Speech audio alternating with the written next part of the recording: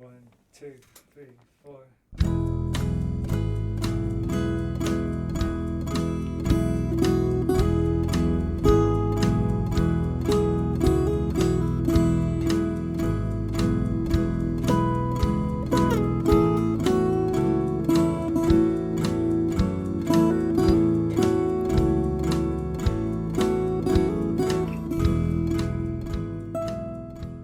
You are listening to SKYLIT, the SKYLIT Books podcast. SKYLIT Books is a general interest bookstore in the Los Feliz neighborhood in Los Angeles. You can shop with us from 10 a.m. to 10 p.m. or visit us online 24/7 at skylitbooks.com. Follow along at SKYLIT Books Instagram and Twitter. You can subscribe to the podcast on Podbean, iTunes, and Spotify. Thank you for listening, and now on to the episode. Hello, lovely listeners, and welcome back to SKYLIT. This is the SKYLIT Books podcast, and I'm your host, Hallie Perry. SKYLIT Books is an independent bookstore located in the Los Feliz neighborhood of Los Angeles, California. We are open every day from 10 to 10 for curbside pickup and masked in-store browsing. You can shop online at www.skylitbooks.com. Today, I am here with Rafia Zakaria, whose book, Against White Feminism, Notes on Disruption, comes out on August 17th from Norton. Rafia Zakaria is author of The Upstairs Wife, An Intimate History of Pakistan, Veil, and many essays for The Guardian, CNN, and the New York Times Book Review. She is a regular columnist for Dawn in Pakistan and The Baffler in the United States. Welcome, Rafia. I'm so happy to have you here today. Hey, Hallie. How are you? It's great to be on the podcast. We're so happy and thrilled to have you here. And I am especially excited to hear you read a little bit from the book. Okay, well, here we go. This is from the author's note of Against White Feminism. And I have it here up front, for anyone who picks up the book, because I wanted to be very clear about what or who I think a white feminist is or could be. So here we go. A white feminist is someone who refuses to consider the role that whiteness and the racial privilege attached to it have played and continue to play in universalizing white feminist concerns, agendas, and beliefs as being those of all of feminism and all of feminists. You do not have to be white to be a white feminist. It is also perfectly possible to be white and feminist and not be a white feminist. The term describes a set of assumptions and behaviors which have been baked into mainstream Western feminism, rather than describing the racial identity of its subjects. At the same time, it's true that most white feminists are indeed white, and that whiteness itself is at the core of white feminism. A white feminist may be a woman who earnestly salutes the precepts of intersectionality, the need for feminism to reflect structural inequalities drawn along the lines of race, faith, class, disability, etc., as well as gender, but fails to cede space to the feminists of color who have been ignored, erased, or excluded from the feminist movement.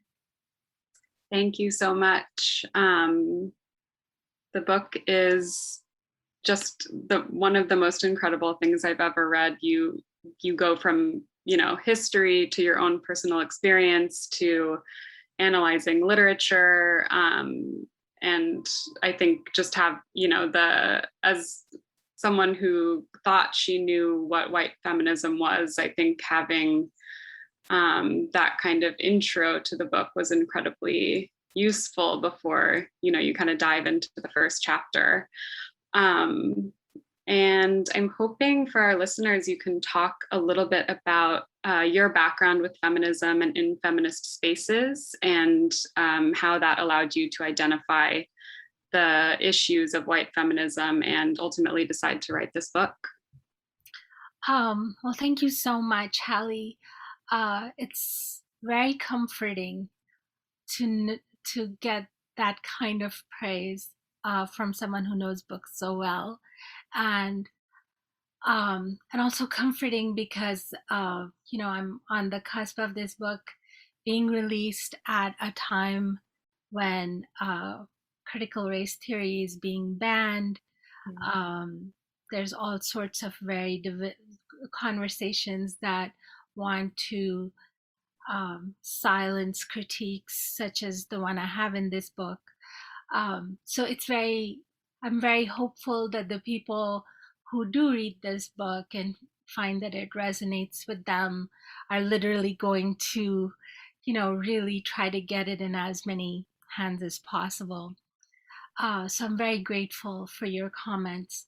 In terms of my feminist awakening, as we were chatting before the podcast, um, in some ways, I think it started from a very, very early age.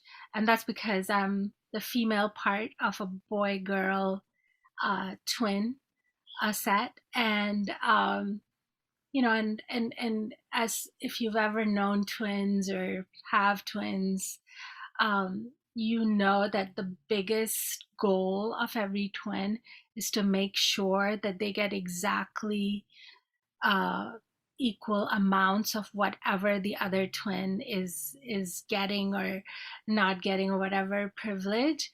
And so you learn to sort of, that definitely becomes your lens. As I was growing up in Karachi in Pakistan, and so there were many things that boys were allowed to do that I wasn't allowed to do. But at the same time, I was the more outspoken twin. So, I, and in some ways, like, people didn't know what to do with that. They didn't know what to do with the girl twin being more outspoken, and instead of the boy. So I mean, I learned to navigate this issue in a very, it's at the core, I would say, of who I am. But then over the years, I mean, I had to really fight for my own life, for the lives of people I love, for my daughter, who's, to whom this book is dedicated. Um, so, I was married very early. I had an arranged marriage. I came to the United States, and then I had to fight several battles over there. So, I mean, I basically spent the last part of my teens and all of my 20s like fighting to be able to go to law school, fighting to be able to go to graduate school, and then balance being a single parent and, trying to make sure that I had enough, to provide at least some kind of basic stability for my daughter. As I mentioned in the book, I had to go to a domestic violence shelter, and then kind of came full circle when I became a lawyer, um, and then eventually worked for that shelter. So, it's definitely, it's been both an intellectual and an experiential part of my life. Intellectually, of course, I remember the first time I studied. I took a class in law school called sex discrimination, where we studied Title VII and the laws or the legal framework for filing and then adjudicating sexual harassment cases. And I remember I was completely entranced by that, because here was, a, a means of creating a system. It was procedural system that at least tried to make things more equal. And the fact that we can construct systems like that, ideas and concepts that can then be put to work to do the work of equality or empowerment, was just, I was entranced by it. There's really no other word. Um, and then from then on, of course, it was a task of intellectual inquiry. I was very interested, when I was studying political philosophy, um, to do comparative theory. So I wanted to see how Muslim feminism ideas that were sort of in at the core of that could be put together um, with ideas from our U.S. Legal system. So I studied comparative legal systems, um, and how essentially, and this was also came from my work at the shelter. I was looking at how Muslim women fared in in the US legal system when they were fighting divorce cases or inheritance cases. So yes, it's been a journey of sort of stitching together all these separate pieces of my life, um, which I think, of course, probably all women do, but in their as they grow, to bring together all of those things to stitch our sort of unique feminist fabric, so to speak. Yeah, and to continue that metaphor, it does seem like you kind of started tugging at the fabric of feminism, or white feminism at least, and it started to crumple, all the way back to colonialism, which you talk about in the book as well, and certainly before that, I'm sure. And I am fascinated by the relationship between colonialism and white feminism that you outline, and kind of curious to hear you talk a little bit about the relationship between white feminism and the white savior complex, and how throughout history that has kind of perpetuated itself to today. Yeah, I mean, I was inspired, of course, by works of critical race theory, and then also sort of genealogical investigations that other political theorists have done. And what I wanted to do was provide an accessible sort of alternative intellectual history to the one we usually read in terms of the waves and the feminist movement evolving from that. So in that sense, it was very intentional, and also because I wanted to show how the dynamics of colonialism were being replicated again and again and again in contemporary life in the world we live in today. So of course, there's this idea, temptation to not, oh well, colonialism to blame for everything. It's, I mean, colonialism was definitely a very discriminatory and oppressive system, but the real tragedy is in our refusal to sort of stop that oppression from being replicated again and again and again in what we do today. So I wanted to and also bring forward um, this idea um, of the fact that there are a lot of Black and brown feminists whose work is just simply not acknowledged and recognized. But the question I guess that I had when I started this book was, I do see all the efforts that are being done, say, to make literature more diverse, to bring women of color into the feminist canon, to have more stories about Black and brown women published and in the public discourse. I could see all of that. But at the same time, I didn't feel like it was making a difference. I felt like, those efforts have been happening for a very long time. And I and yet we were still making the same efforts. So when I read Audre Lorde's speech about that she gave at the National Women's Studies Association conference, I believe the date is 1979, but it could be in a little bit after that.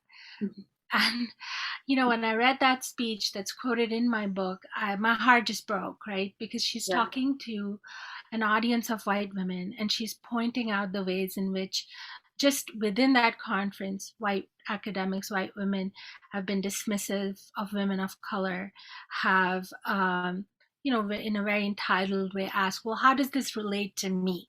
How does this relate to me? And when I saw that, I was like, wow, I mean, like, this is just on and on and on. I could make this exact speech today and it would be perfectly relevant, and those instances would definitely have happened at at any like conference where that was on this topic. And so I set about trying to create an argument that would show white people, in particular white women, why women of color and their work and their voices were still at the margins, were still sort of at the fringe, and the real sort of meaty conversations were taking place without them. Because it's like, we'd created these very these small sort of compartments in which we can put women of color, but the whole rest of the box is still filled up with white women. So that was the question that I kind of was getting at when I started this book. And so in my mind, I thought, well, what's the story that I want to present to women so that they see that it's not just one thing, it's not just, oh, we have to change the media, or, oh, we have to change how we define empowerment, or we have to change international development and the programs that we create to quote unquote sort of help non-white women. And that this is what I came up with. I think it was a pretty good thing that you came up with to start kind of educating people about what white feminism is, which is what you were mentioning in the earlier, which is that it's just about centering the white feminist perspective, which seems to be kind of just like an inherent thing that people don't even realize they're doing. Yeah, I mean, like, it's that the quote I have from Gertrude Stein in the book really kind of, I think, encapsulates white privilege, right? Is because it's this white woman who obviously is not considered equal to men in her own country, in Britain at the time. And then she goes off to the colonies where she's treated with great deference because she's white, and she goes, I'm a person here. And she's a person there, of course, because she is white. And whiteness by itself accrues so much privilege that it almost like, it overrides her gender, so that she is worth more than, a brown man. And white men who, were the architects of colonialism are willing and feel comfortable with sharing their privilege with her. Yeah. Wow. You mentioned publishing a little bit before, and the efforts that that publishing houses have been making. And I also saw that you tweeted that you were going to talk about the barriers to publication that you faced when writing this book. And I was wondering if you wanted to talk a little bit about that here today. Sure. I mean, first of all, I would say that I don't think that this book. I mean, I remember being at academic panels Mhm. and using the word white women or white feminists, and quite literally being silenced by uh, even women who white academics who are very sympathetic to my larger thesis, Mhm. because they just felt that it was very divisive to use the word white, even white women, or Mhm. let alone white feminists. Um and so I had a lot of time to think about why people thought it was divisive, and I came up, the answer that I came up with for myself was that it was that sort of absolute refusal to discuss the racial divisions within feminism that was holding feminism back, Mhm. because we didn't feel that we were equipped to have this conversation in a way that we could have it and then still come together as feminists. Mhm. So obviously I very much think that we do, but but it took sort of an I would say an evolving um, moment of racial reckoning to convince people that this book was even necessary. But even then, when I came up with the idea for this book, I and I wrote it down. My agents at the time said absolutely not, like, this is Wow. not going to be you can't, you shouldn't do this, you can't do this, because no one will buy it, no one will publish it, um, or if you may get like some, and there was like small academic press somewhere to publish this book, um and it almost ended there to be honest. Yeah. It really almost ended there, because I really trusted my agents, and and they were definitely had very progressive politics, and I just thought, okay, well, no, this isn't going to be a book. And it was just, I was very lucky to have my current editor who who really supported the book, and who was very patient as I wrangled through a lot of different ideas and ways of formulating the argument. So both my editors, at Norton, Elaine Mason, and my editor at Hamish Hamilton in the UK, Hermione Smith, Hermione Thompson, Mhm. they both were very, very helpful. But yeah, I mean, but that gap from like um, an agent completely like dissing this and saying like, what on earth, um to getting to an editor was like Yeah. a very huge, it's like a very dark place. Mhm.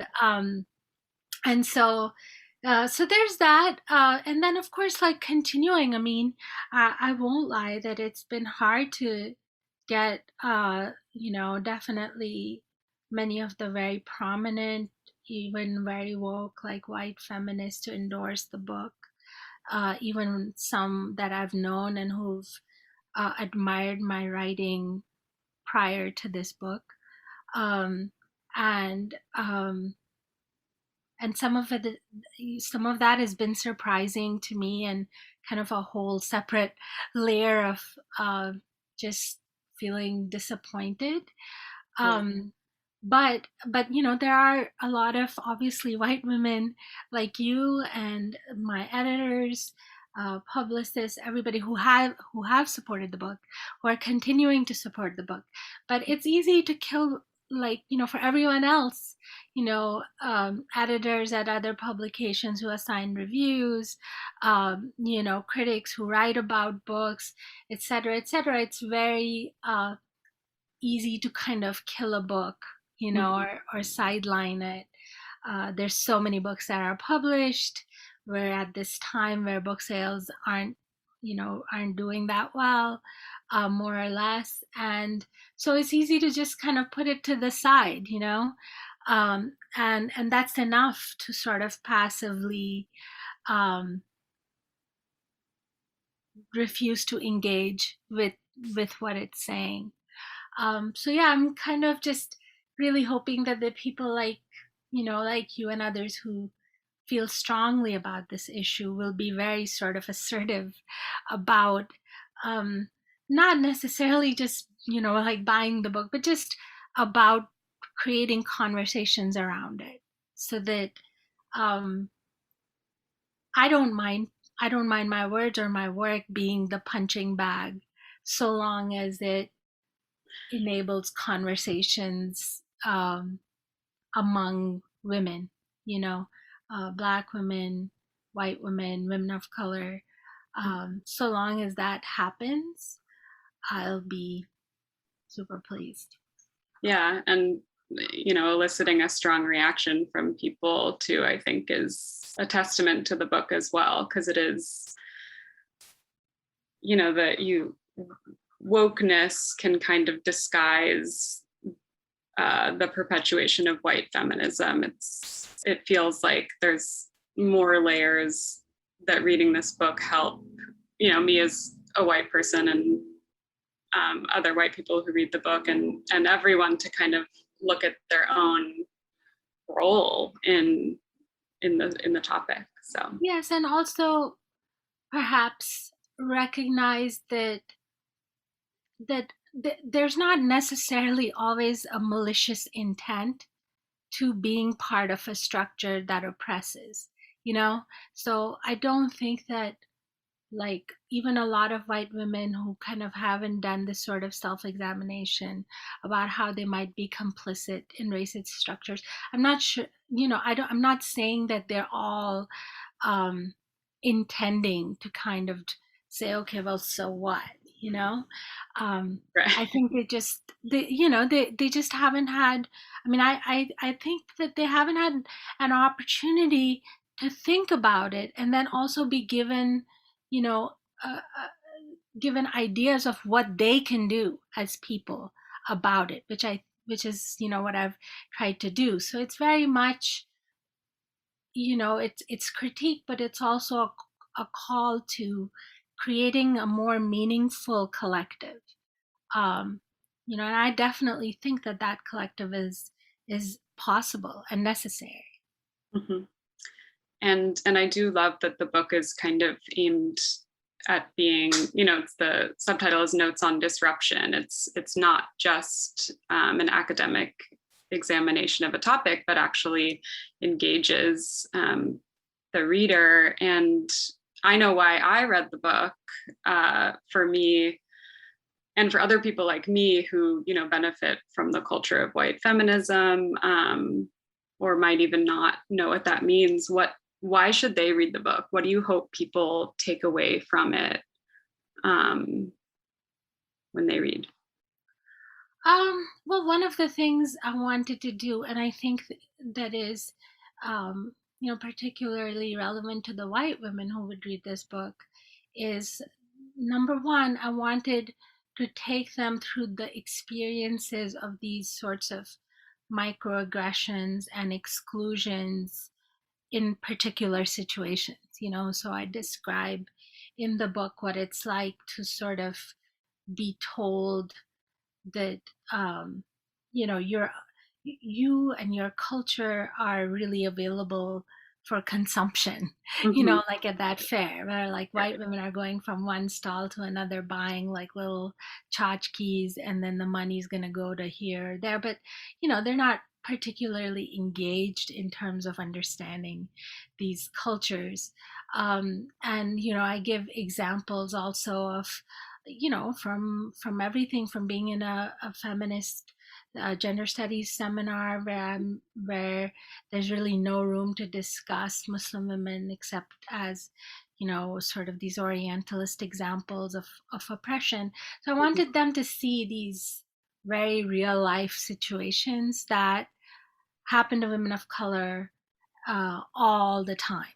And and I wanted to provide the interpretation and that experience that I feel women of color discuss among themselves, but don't know how to tell white women about, you know? So that was one thing. The other thing I think was really important is I wanted to um, explain to all women um, how the culture of, or the sort of ethic of individual achievement and ambition um, sometimes, not sometimes, but often collides with our perspectives on bringing on, you know, creating a collective sisterhood, Mm-hmm. and how exactly that happens. So, you know, recently people have been talking about you know, the ESPN incident with the ESPN anchor where you know, Rachel Nichols, who's a white woman and who was the anchor of NBA Daily, was covering the NBA finals, and then she was suddenly replaced by this is from last year, was replaced by an African American anchor, Mariah Taylor, and then after that, she had a conversation with a white man that was on tape, in which she says, well, this is my thing, you know, this is my thing, as in I as a white woman have won my place here. Mm-hmm. And you know, they're just bringing her on because they've got this, you know, diversity thing going on.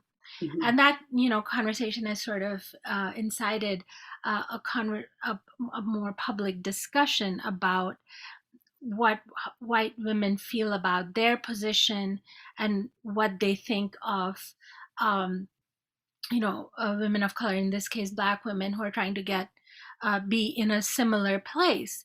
And there is this attitude among white women that they have won their spot fair and square, Mm-hmm. entirely justly, and so they're entitled to it.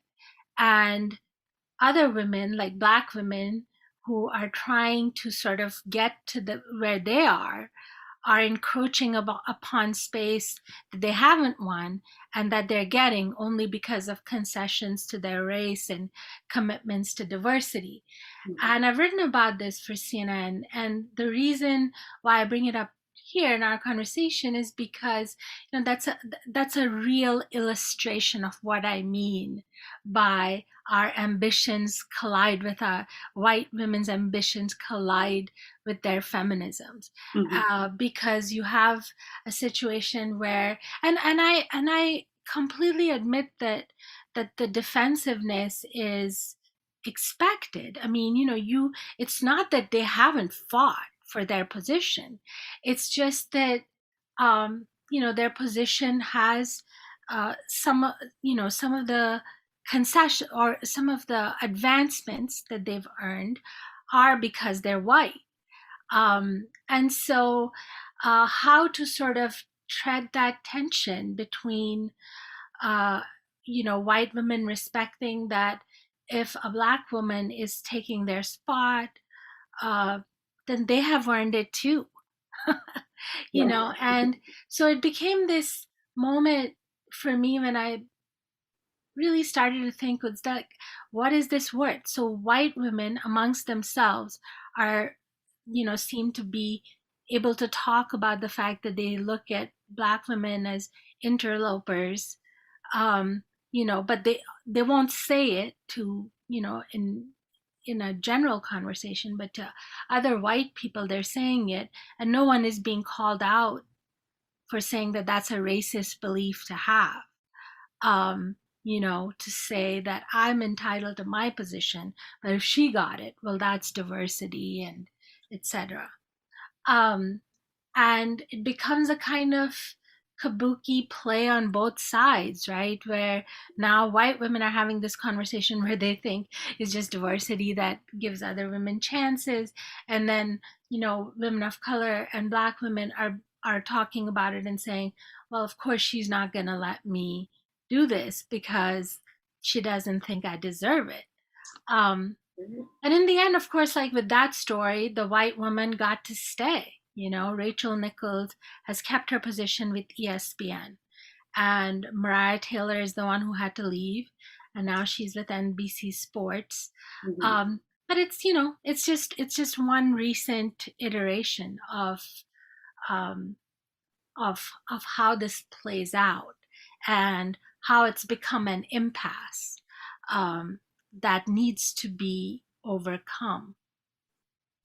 Yeah, because it's structural at this point. Exactly. Do you think, when did you start writing the book?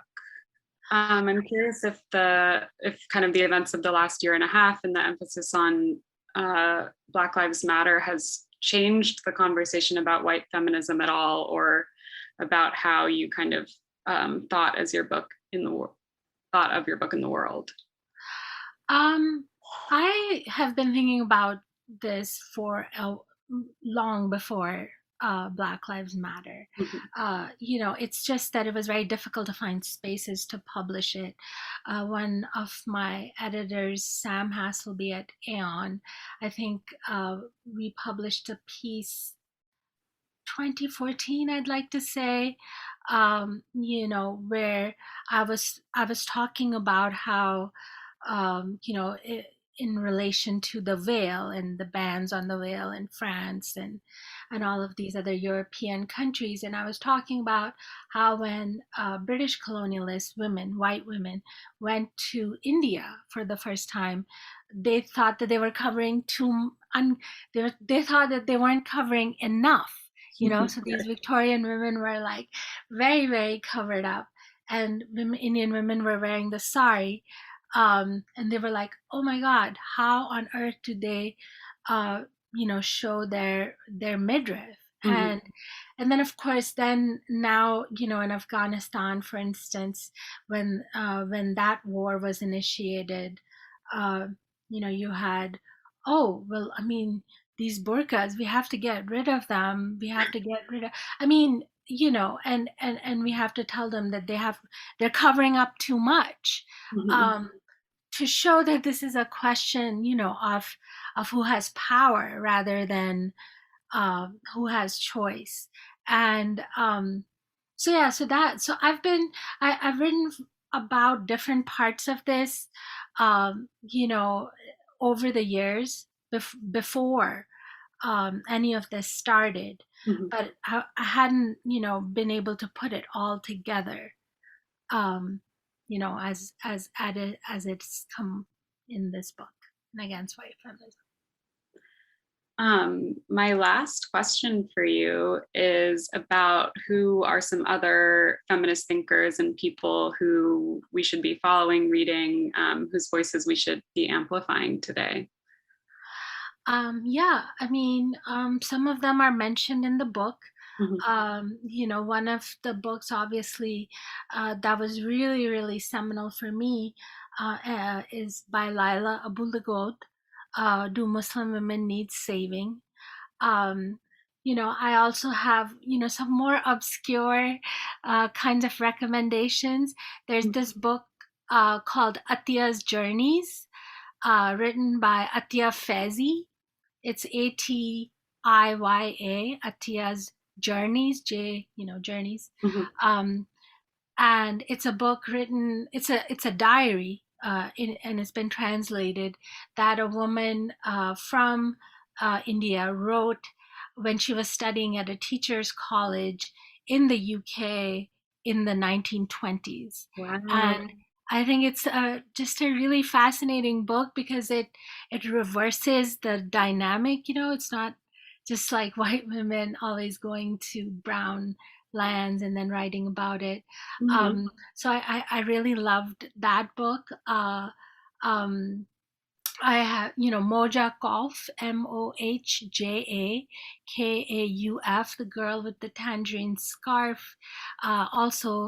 She also takes up a lot of these ideas, of Orientalism and how they've impacted. And then there's books like that are just histories, like the recent book by historian Ruby Lal called Noor Jahan, which is about the woman to whom the Taj Mahal was dedicated.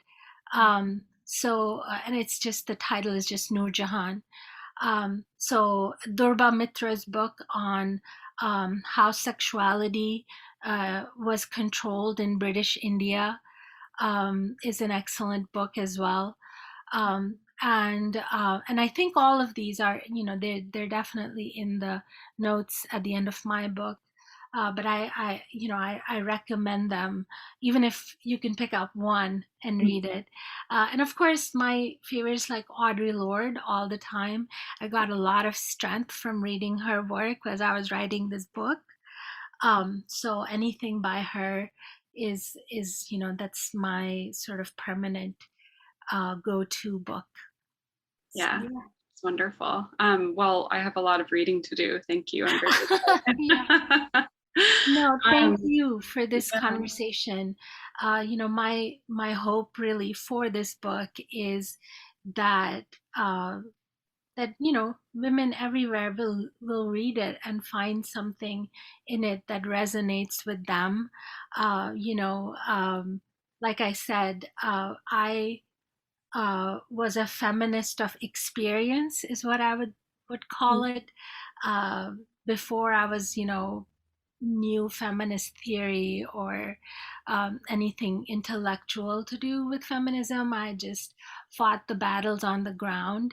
And in a lot of ways, this book is a call for everyone to value those battles more, to value the women who fight them, and to understand that they absolutely must have a say in the feminism that we create, in the feminism of the future.